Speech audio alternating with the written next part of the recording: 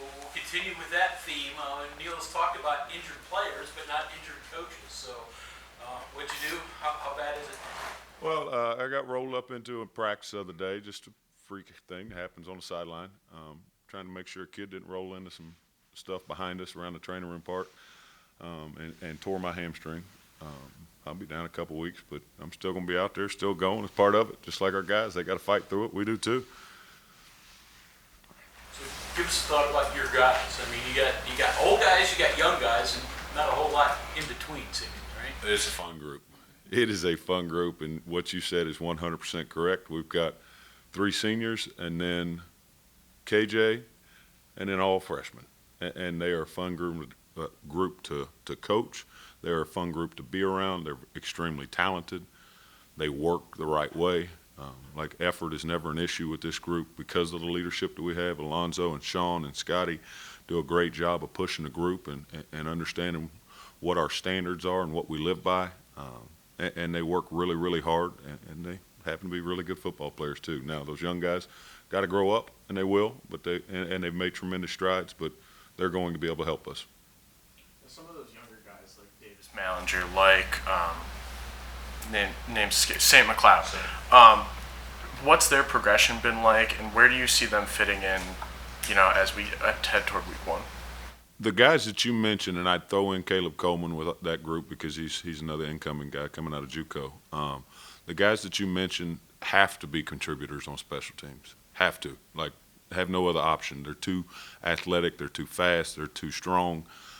They have to help us in special teams. But then if you look at the Davis, because he's been here for a semester, he early enrolled, Davis, Aubrey, Saint, right now are probably the closest ones to being able to maybe help us on defense as depth guys, so Alonzo and Sean and Scotty don't have to play every single snap. I can throw in there Charles Woods because right now he's Scotty's backup. If we had to play tomorrow, Charles Woods would be his backup.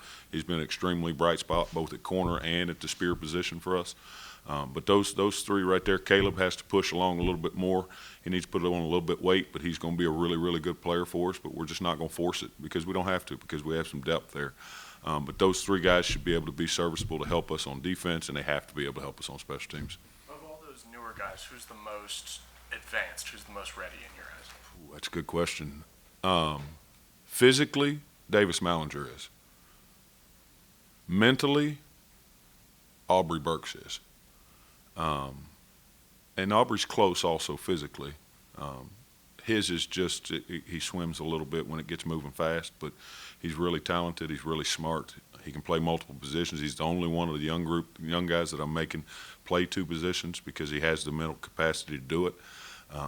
But those would be the 2 that are closest. Saint would be able to hold up in any special team stuff that we do because he's extremely strong. He runs well. He's able to bend and do some different things. But those 2 guys are the closest.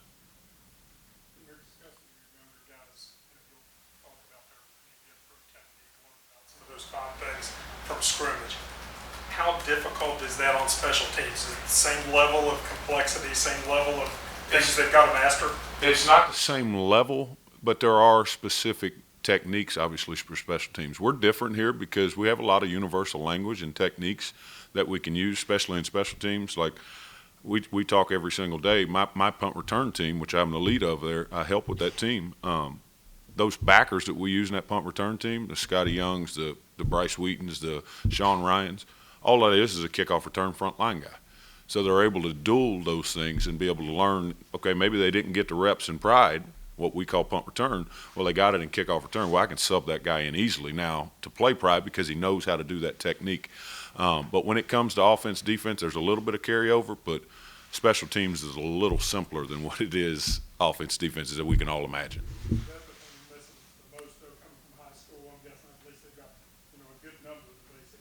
Yeah. In terms of things you're looking for, special teams in high school, it's more like, hey, get out there, go get the ball. Go get the ball or run down there and protect it. I mean, it's completely different. Obviously we're more in depth on that than the high school level. Defensively is a whole lot more in depth than what you normally do in high school. So it's a little bit of a transition, but they're picking up well. Coach, we keep hearing from the guys, communication, that's the thing that they need to work on. As a coach, how do you foster that among your guys encourage them to speak up and get all on the same page? Well, it starts in the meeting room first. It truly does. They have to be able to let their guard down and be comfortable with making mistakes in the meeting room. Because as you can imagine, an 18-year-old, when he stands up and he's got a 22-year-old sitting there that knows exactly what he's supposed to say, and he stands up and has to make a call or an adjustment, whatever, that's not real comfortable when you don't know it like you should. So it starts there, and then just harping on it every single day. And the beautiful part for us, and I say the beautiful part, but the good part for us defensively is that if we're all wrong, we can all be right. So what I mean by that is if all 11 are on the same page, or if it's just a back end, all 5 are on the same page, we'll not have any issues. But the problems come when they won't communicate and get on the same page. And now you've got half of them playing cover 2 and the other half playing man, and you're in trouble there because those don't fit together. So that's the communication, is making sure that everybody is on the same page, especially for my group, because we're essentially the quarterbacks of the defense. We have to control all of that. So it's a daily, every single day we have to talk about it. We have to do it in walkthrough. We have to do it in meetings. Then we have to do it when it goes 7-on-7 in a smaller setting. We have to do it when it goes to some of our safeties go down the inside run, and we have to do it there. And then once it gets to that full group, now you feel more comfortable with it. And it's just getting reps over and over and over to understand when this piece moves here, I have to get to this, and I have to change all of these people over here, and I have to do it confidently and loud. Is it a variety of things? Is it amongst the 4 guys back there? Is it between the linebackers and the safeties? Is it all a bunch of different things? It is all a bunch of different things. It could be a zone coverage, and it's just talking to the back end. Or it's a man coverage and the offense has condensed it down, and now we've got to change the blitz pattern because they've tightened things down so they can cross us up. Well, we don't want to be in man and try to get cross up, so we have to go to a man adjuster, and that changes the front now. That pulls a blitzer in or pulls a blitzer out, and now he's an inside piece of something. So each play is different, but it is 4, 5, 6 people on every play that you better get lined up. And if you don't, you're probably not going to be very successful. Your seniors have played a lot of football. What do you ask of them now? What's the next step for Mahone and Alonzo and even Scotty Young? Playmaking. They know where. I don't know the last time that a play has happened, and one of those 3 guys didn't know exactly how it was supposed to be executed or defended, I should say. Now the part has to progress to is, okay, we understand our defense extremely well. Now it's time for me to teach them what the offense is trying to do against them so they can get ahead of schedule and they can make plays. Because at the end of the day, it's great to be lined up right and do the right thing. Well, we need to make plays. We're here to make plays and produce. And that's where they have to grow. I think that's one of the biggest things that I talked about with Sean Mahone before this season started, and he wouldn't have any issue with me talking about it, his confidence. It's not that he doesn't believe in himself. He just sometimes he wants to be safe and just make sure something bad doesn't happen. Well, just trust in the ability that you have, that God's given you, and go out there and have the confidence to take a chance. And that's what we got to progress those older guys to. Young guys, get lined up and know what the heck you're doing. Older guys, let's go make plays now. Let's not just be robots and do our jobs. Let's go make plays and help win football games instead of not getting beat. Curious, and I'm not sure this is a revelation, but Shadon said last week that he doesn't like to put young guys out there alone. He wants at least a couple young guys with older guys. How do you approach that? Because you've got to get these younger guys ready to go. Same exact way. Okay. I believe in that wholeheartedly as well. Now, you can't do it all the time because you need those guys to become cohesive. So you need Scotty, Alonzo, and Sean to work together so they know they're ahead of things. They feel what that person's about to say to him. They know, okay, Alonzo's over in the boundary. He's looked at this wideout. He knows he's about to go in motion. Well, he can go ahead and tell Sean ahead of time, hey, alert this motion and let's go. So they have to play some reps together so they can get that cohesiveness.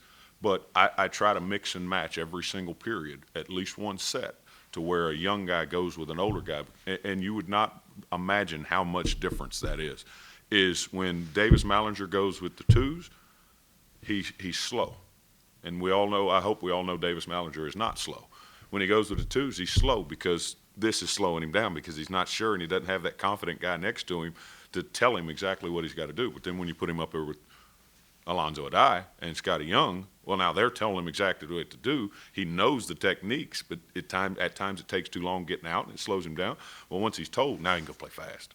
And it really, really makes a huge difference. I can't do it all, like I said, can't do it all the time, but I do believe in that wholeheartedly because it gives them confidence. They're not so much worried about making mistakes anymore. It's just, we go out here and play ball now. So in athletes like the older ones that you have, how do you foster confidence when they are theoretically the ones who should have it, but are kind of lacking at times? Belief. You have to make sure that they know that you believe in them at all times.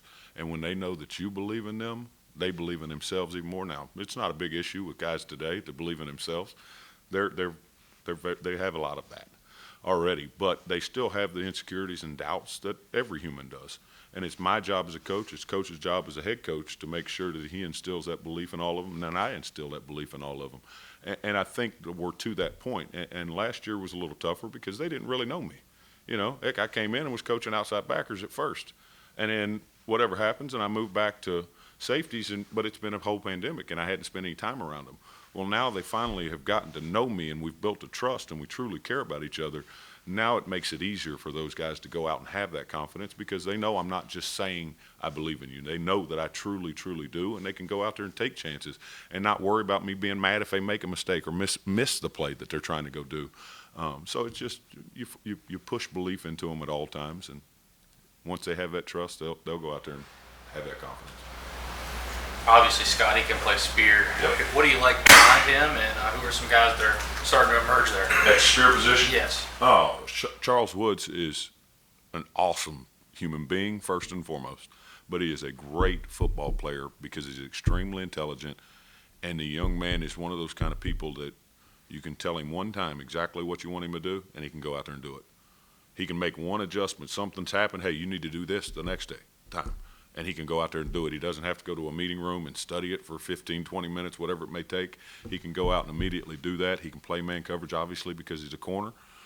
He's willing to be physical. I'll keep harping that he's extremely smart. And then behind him would be Saint McLeod. Saint is going to be a great football player here. He reminds me of one we had before, obviously. But I'm really excited about him. He's got to get the mental side of it so he can play faster and use his gifts, but he's going to give us a depth there that we haven't had. We've really only had one the last year, 2 years really, that's played, and now we've got three guys, one that you don't want to play yet, you want to give him some time, but those other two guys, you don't miss a beat. Hey, Dontae, can I just fact check positions for a second? Yes, sir. You have, you said Burks is playing free and cat. Burks is playing free and rover. Free and rope. Free and rover, which is a sub package for us. Gotcha. Coleman and McLeod spear. Coleman is playing free now. Free. Yes. Okay. He's playing free All right, now. I'm glad I did this. Okay. Take it. Manager. Mounger just cat. Okay. That's been the same since spring. Yes. Okay. What are the chances that you would, with your returning count, the better guys, that your twos could also be ones? Like if you had to plug, I don't know how much Mahone can move, but Alonzo can move. All three of them. Sounds like Scotty, they could be Every twos. one of them. Is that good? That is a great problem to have. That is a great problem. Sean could play spear. He could play cat, obviously. He could play free if we made him. I've never repped him at that. I have repped him at spear. But he could play any one of the three positions. Alonzo has done all three positions. Scotty has done free and spear. He has not done cat, but he could easily do it. And then KJ can do all three of them as well. Actually, I'm just curious. Did you, as a player, get any worse injury than that? I had a couple shoulder surgeries, but I wouldn't call it worse than this. I would not. At least get around. Yeah, I could move, and I didn't have any issues. I'm pretty limited here. Not real happy about it. There's no injured reserve for coaches. No, they don't get that. Like Doc said, you need. I said, what's the treatment? Well, you need to rest. Yeah, good luck with that. That's not going to happen. Yeah. Yeah, do that. Hey, you mentioned KJ. Where is he and his progress? He's great progress. Right now, he would if we had to play tomorrow, and in my head I would say he's the backup at both safety positions. Just from a mental standpoint and the ability to do all of those things, we wouldn't need him at the spear, but he'd be the backup at both safety positions. He's going to get play. He's going to play in every game. He's in a really, really good spot. He really has. He's really done a great job this summer of building his body back up and getting into playing shape after being out for a year. You know, I know spring ball helped him, but it's 15 practices. He needed more than that. And he's really got himself back up to par to where he left off. I'm excited to see where he keeps growing into. Curious. Take your defensive hat off, well, keep it on, but give me an idea of what you see on the other side of the ball that impresses you about what you're defending on offense. I can do that very easily. I don't know how much I want to say it, but I see tremendous growth.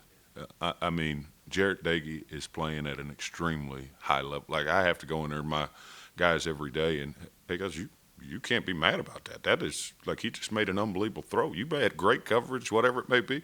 He made an unbelievable throw. He's making throws that I've never seen him make, and it's unbelievable. Unbelievable. The ability to move around in the pocket and keep himself alive and be able to get the ball out of tight spots, recognizing coverages and where to go with the ball. He's not making bad decisions. Not that he made bad decisions before, but he's making the right decisions. I mean, he has really grown into a really, really good quarterback. Letty is Letty. He's special, as we all know. The O-line has gotten tremendously better. They've really come together as a group, gotten physically stronger, had a great summer, in my opinion, and you can see that on film because our D-line's pretty salty, and they hold their own, more than their own at times. The wide receiver core is from top to bottom, and I have not seen Oklahoma, but they're pretty good, obviously. We all know Oklahoma is, but I would be shocked if there's a better top-to-bottom group than what we have here. And I know Coach Parker would be mad at me for saying that, but that's the way I feel, and I tell him that also. Winston Wright is a problem. Bryce Wheaton is a problem. Sam James is a problem. Sean Ryan is a problem in his own way. They got a really, really good group. So there's really no weaknesses. You know, you don't have Mike O right now. But he's really, really talented. Banks is really talented. Those young guys have talent, and they'll be good. I'm really excited about what our offense can do. I'm excited to see because we struggle mightily against them at times, and they struggle against us at times. We've got the potential to be really good. We'll see what happens. So as a coach, you feel pretty good about the battles that are going on each day between both units, Yes. and it's bringing the, I guess, all time, rises all boats, that type of thing. I really feel great about it. There's not been a practice where one side is just completely dominated, and that's what you want. And a lot of position coaches on the side don't normally look at it that way. I do, just because that's the way I am. Is I look at bigger picture, and it really goes just like that all practice long. Is even the plays that we're making at times, it's completely contested, and people are just making great football plays, and it's not just. There's never a time where it's bad ball, and it's really exciting to watch. It's really fun to be a part of. I'll get to see a little bigger picture of it now, sitting back out a little bit further, but I'm really excited about where this team is headed. We're not anywhere close to being there. I'm not saying that by any means, but we got the potential to be a really good football team if we continue to work and continue to progress. Putting the entire defense together, the safeties have to work more with everybody else. I mean, you got corners, obviously you got backers with underneath coverage, run fits. Your guys have to work more. We work with every single, not just corners and backers. We're working with D linemen at times. We're working with the bandits at times. I mean, they literally, there's not a position that we don't have to at some point communicate something with or be in a fit with or coverage with, because as you know, we're going to drop people from all over the place and add people in. I mean, heck, they really have to work with every single person. Okay, thank you very much, Coach. Yes, sir. Appreciate you all.